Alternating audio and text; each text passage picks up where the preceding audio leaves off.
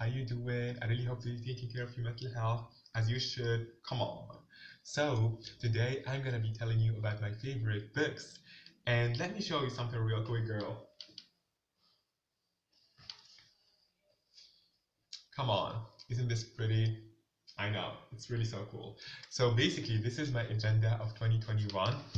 And in this agenda, I actually wrote about my best books and all the books that I read in 2020. And I also wrote about the books that I read in 2021. That's how I could know about my favorite books, the ones that I read and I didn't finish, and just like the average good books. So yeah, we're gonna see this from here.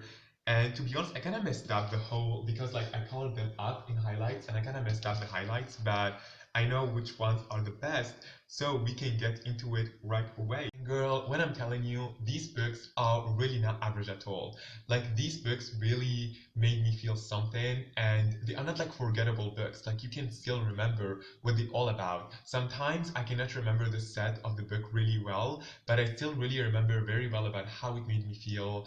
And to be honest, I got to a point where I really feel like books are people, like not books anymore. Like this is how much my obsession got to books.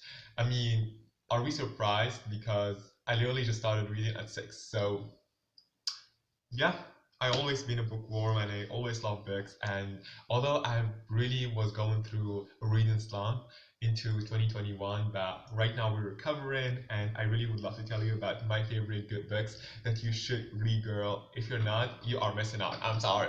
I'm sorry, I just gotta tell you, girl. So honestly, I try to rank all of these books so that I will help you to know which one you should start with first. But honestly, they're all my babies, and it's it's really hard, but I really just tried my best, so don't come to me.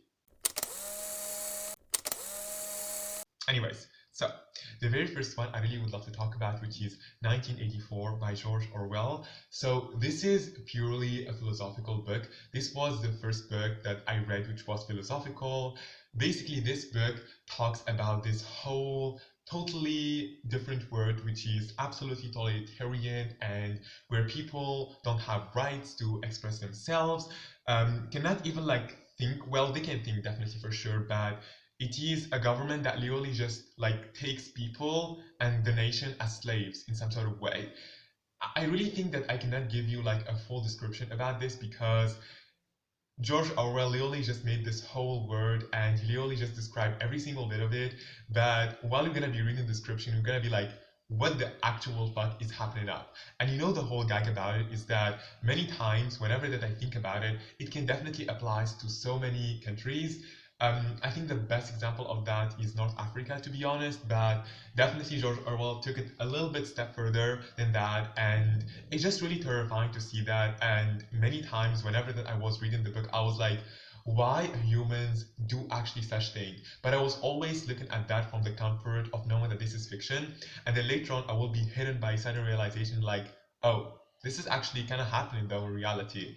It's just these kind of books that really terrify you but make you really think. And I still really think to this day about all of the things that he described in the book, and they kind of make sense, to be honest. And I really hope that this is not the future. So yeah. Anyways, so and the best, very good thing about this book is that there is this absurd ending. To be honest, I love absurd endings, although sometimes they really just frustrate me, and the plot twist as well. Girl, don't get me started at the plot twist. I want to sue him for the plot twist. Sometimes they really frustrate me, but at the same time, I think that they really just add like the flavor. Where's the flavor in this? So yeah, I really loved it and it was really beautiful. And if you really would love to get started on philosophical books, you should definitely go and read this. I actually have a poster of it on my room because this is how much I am obsessed with it.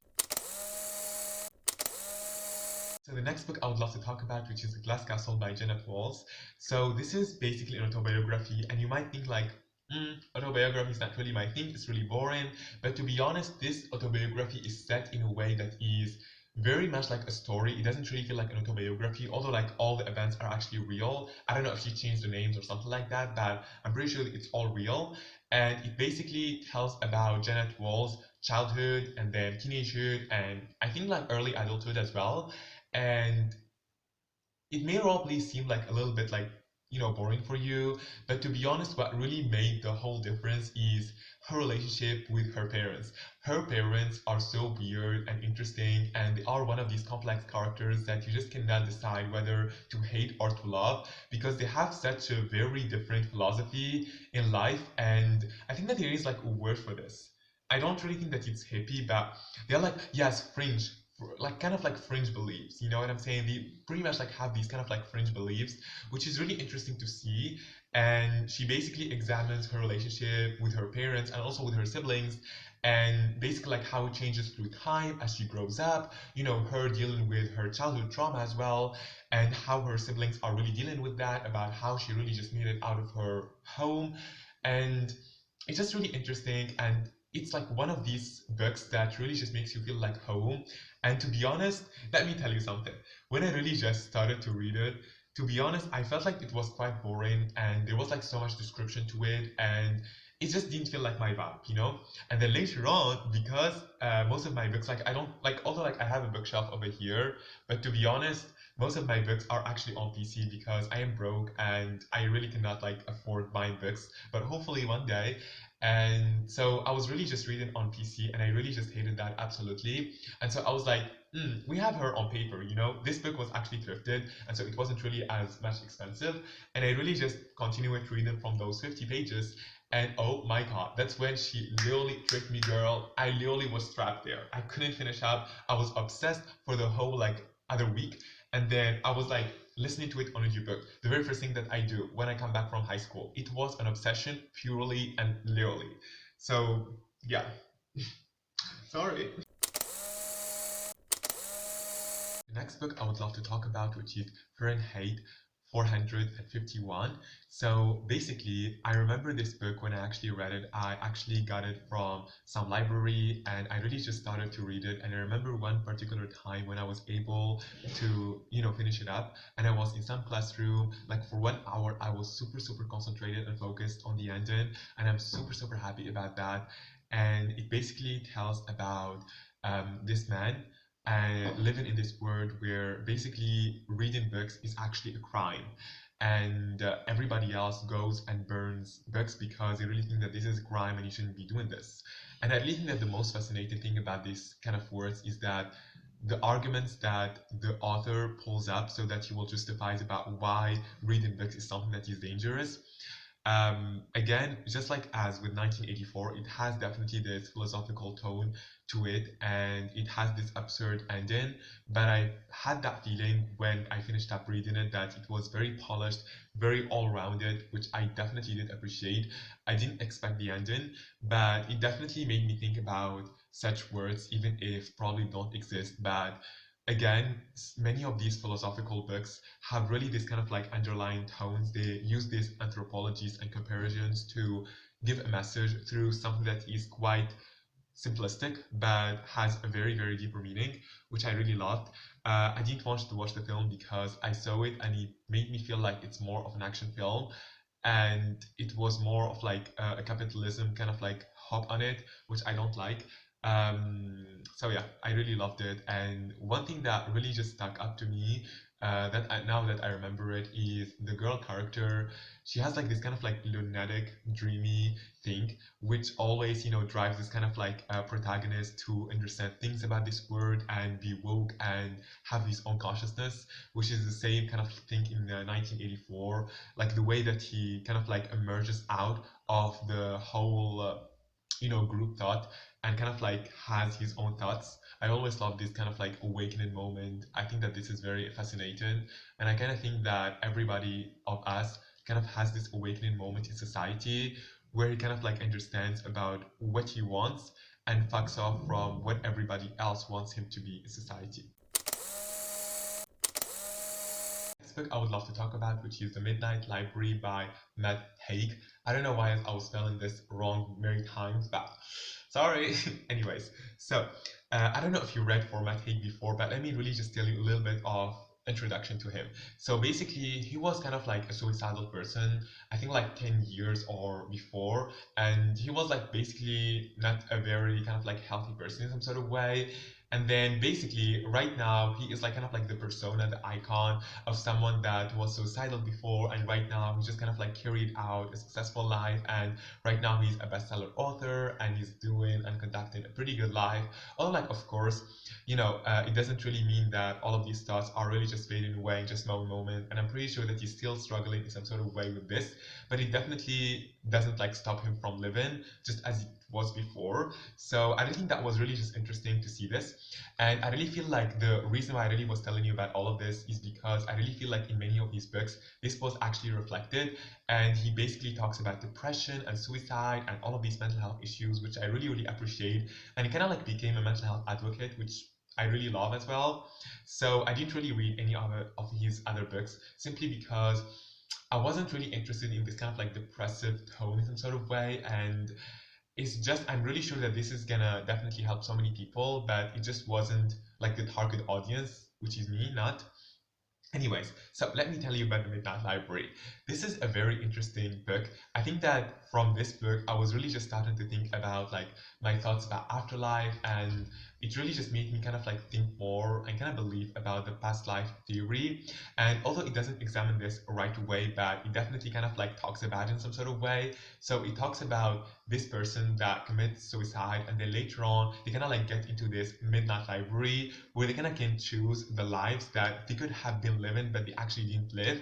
And so they kind of like wander on from one life to another, and through this the author actually walks us through every single life and really just gives us like a description of that. Like for example, you find him like talking about his life for like 30 pages, then another life, and another life, and another life, but in a very compelling way, I would say.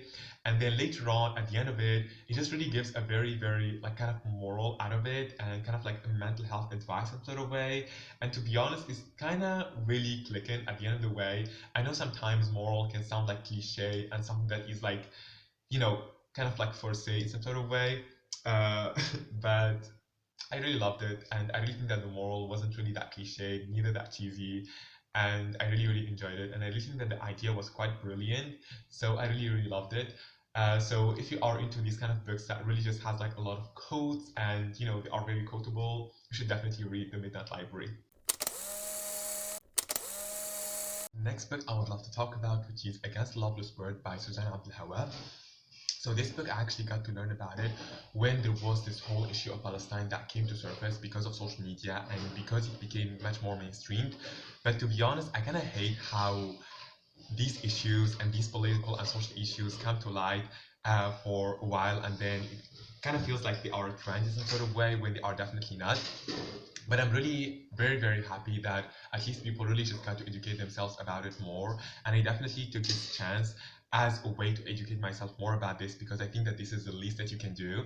And this book is actually set from a Palestinian perspective, and it actually tells about this woman. I'm not really sure if this is an autobiography or this is just like a woman that is telling about her tales, but I'm pretty sure this is more of like a collective of what is happening to Palestinian people. Like she actually like shares so many stories and then kind of like assigns to each character a story that she heard, or she knows that some Palestinian person is dealing with, which I kind of really love. And something that is very very impressive is that she actually said in like the end of the book that she actually spent 20 years of her life literally just writing this book. Like just imagine spending all of that time in doing so. This is absolutely crazy.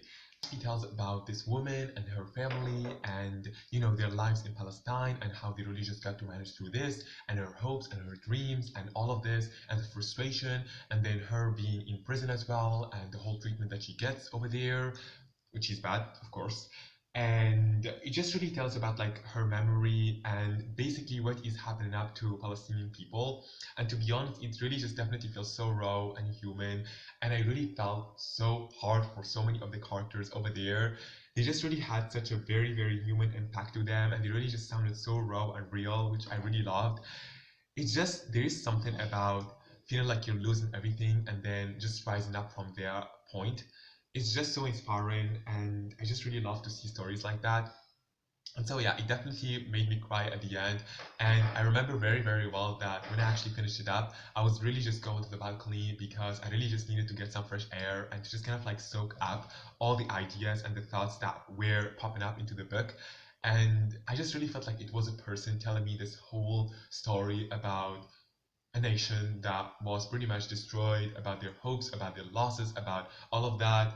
It's just very, very sad and heartbreaking. And I really think that, nevertheless, it actually really just tells you about compassion for human beings.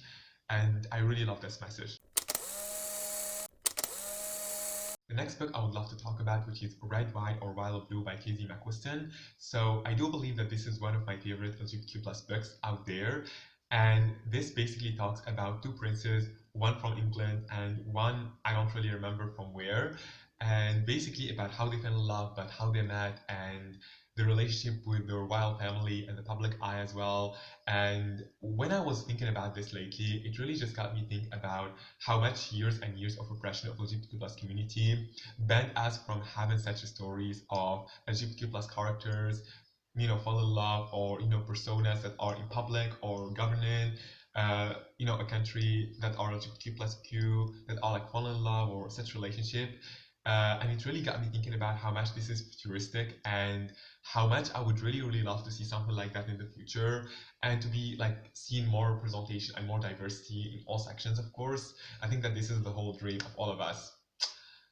So yeah, um, but to be honest, you might see this as a kind of like a cheesy thing, but I love the intersection between love and politics, and how sometimes you kind of like need to make decisions in some sort of way so that you kind of like maintain the political persona that you have, or because of your royal family or something like that. It's really interesting, and it's a very different perspective from the daily life of most people, me included, of course. And I also really appreciated about how she basically like included, I think like 100 pages or probably less than that, of letters between them. Both of them, and their conversations sound so raw and natural, which I really love and appreciate so much, because it doesn't really feel like forced. It really feels like a human, real connection. And I talked about this before, but many times whenever that I watch movies, I feel like the whole conversations they have are very calculated, and it really makes me feel frustrated because I really would love to see a human real life connection. So I definitely really appreciate this. And I remember one night in May when I was literally just pulling up an all-nighter just like to actually read this book. And I really have a very, very good memory of that. And I definitely really remember that I enjoyed it so much. Um, it just really makes me nostalgic. Many books makes me nostalgic just because of the moments I really just spent with these people. So yeah. So the next book I would love to talk about, which is A Thousand Splendid Suns by Khaled Hosseini. So to be honest, in the words of Maya Angelou, we don't remember about what people did, we don't remember what people said, but we remember how people made us feel. I'm not really sure if this is exactly what she said, but it's something in these lines. And I really feel like this is what I feel about this book. I feel like I remember that it made me feel really good and nostalgic, and it really made me be exposed to another whole culture, which is something that I really appreciate, as I said before. But all what I remember from it is that it was set in Afghanistan. It actually tells about poverty and stories about hope and being stuck in these very limiting positions and conditions, but really trying to break free from them as well. It is really such an interesting tale, and it's like a really, really whole story. And I started to read the Kite Running as well by Khaled Hosseini, which is, I think, like much more popular than it is, when it comes to A Thousand Thousand Suns. And to be honest, I really felt like the same underlying tone as well over there. And so I really, really recommend that you actually read Thousand Splendid Suns if you really would love to hear about a whole culture, if you really would love to hear about a very inspiring story. I think that this is the place to go. So the next book I would love to talk about, which is Born a Crime by Trevor Noah. So this is another autobiography, but it is on an absolutely other style. It is super, super funny. I remember in 2021, probably the beginning, I used to actually listen to it on an audiobook while I'm coming back from high school, like on the road. And I I remember I was literally like laughing the whole fucking time in public because it literally was just so funny. Like I swear to you. So basically, it actually tells about Noah, Trevor Noah. He's like a comedian or something like that, and he actually tells about him growing up in South Africa and about like his childhood and teenagehood and I believe early adulthood as well. And it just really tells about like his relationship with his mother and her beliefs and his thoughts about the world and his friends and his experiences teenagehood. Although like they really just may sound like like everyday things, to be honest. Sometimes they are a little bit different, but to be honest, it is just so refreshing to see like a whole culture represented in a book, because I feel like most times only American culture is actually mainstreamed, and I feel like sometimes it's really just in our face all the time. I'm not really like trying to offend anybody over here, but it's just that it would be so much more better if there is gonna be like more representation of cultures and stuff like that. I think that would be really, really refreshing, and that's like only the kind of like American version of it. You know what I'm saying? If you actually wanna read something that is light and you are still like getting into reading and you just want something that's like really funny, then definitely go and read Born a Crime by Trevor Noah, because after all, it's really, really great book, and I'm definitely thinking about reading it, because sometimes when I was actually listening it on audiobook, I wasn't really able to focus on everything because sometimes you focus on the streets because you're gonna cross. You know what I'm saying. The next book, which is Verity by Colin Hoover. So this is basically, I don't know if you actually read or watched Gone Girl, but it pretty much has the same vibe. That kind of like vibe of, obsessive psycho kind of like persona. It's pretty much like that. And I don't know about you all, but this is definitely something that kind of like creeps me out at some times. Like the most horror that really creeps me out is when I know that like the one that was producing this kind of like piece of art is actually doing that very effortlessly. I'm like, okay, I'm scared. You know what I'm saying? And this is pretty much what she does.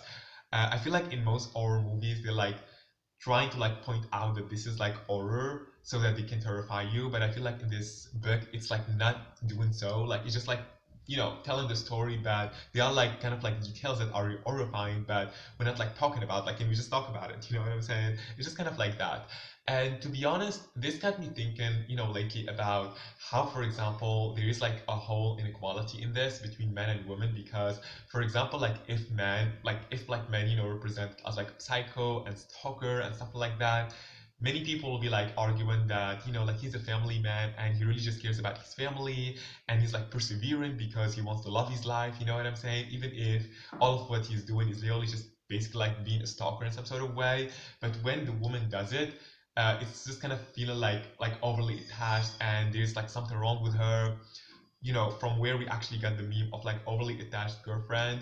And so I was just really thinking about that, to be honest. I don't know if actually like being indulged into this kind of like books is kind of misogynistic or not, because they kind of like really just portray this kind of like image of women.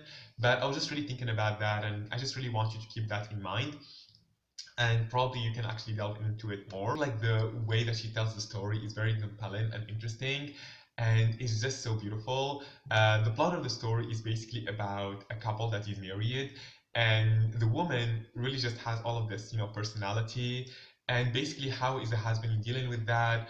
The whole like kind of like murder story, we kind of think that there is a murder story, but we kind of like know that there isn't really later on. But you kind of like have this kind of like absurd ending as well when you don't really know what's going on over there anymore. So yeah, it's very interesting, and it's definitely a very fresh writing style. Thank you so much for actually listening to me talking about all the books. I really hope that you actually got some really great book recommendations over here. Tell me if you really would love to see more of these, because there are definitely some books that are quite well as well, but I didn't actually include them over here. So if you really would love to hear more of that, just tell me.